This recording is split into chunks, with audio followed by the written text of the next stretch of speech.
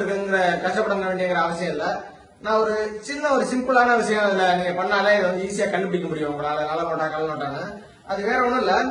நீங்க இந்த நோட்டை வந்து இப்படி வச்சு ஏதாச்சும் ஒரு இடத்துல நீங்க நிக்கிற இடத்துல இப்படி ட்ரை பண்ணி பார்க்கலாம். இப்படி வச்சு அந்த லெஃப்ட் சைடு இருக்குல்ல, லெஃப்ட் சைடு சர்ஃபேஸ் வந்து கரெக்டா அந்த கம்பி இருக்குல்ல, இந்த கம்பிக்கும் பக்கத்துல இப்படி கரெக்டா அந்த இடத்துல வரணும். கொஞ்சம் கூட மிஸ் ஆகக்கூடாதுங்க. இந்த இடத்துல வந்து இதை ஒரு மடி மடிச்சுக்குங்க. ஓகே, அதே மாதிரி இங்க இருந்து இந்த பக்கத்துல இருந்து அப்படியே கொண்டு வந்து இந்த லாஸ்ட் இருக்குல்ல இது வர வரையும் இப்படியே மடிச்சுக்கணும். ஓகேயா, இதுதான் வந்து முக்கியமான ஸ்டெப். நீங்க வந்து கரெக்டா மடிக்கணும். ஓகேயா, அது வந்து ஃபுல்லா மடிச்சிருக்கணும். அதை அப்படியே திருப்பி எடுத்து இந்த மேல மடிச்சிருந்தீங்கல்ல இந்த பகுதியை வந்து உள்ள வச்சிடணும்.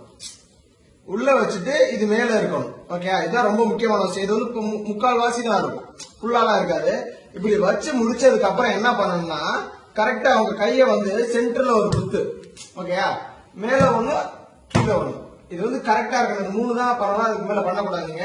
இப்படி பண்ணி முடிச்சதுக்கு அப்புறமாக்கி இதை எடுத்து பாத்தீங்கன்னு வைங்களேன், உள்ள காஞ்சா போட்டிருக்காருல கண்ணாடி, அது உடைஞ்சிருந்தா கள்ள நோட்டு, உடையலனா நல்ல நோட்டு. நல்ல வேலை உடையல, இது நல்ல நோட்டு.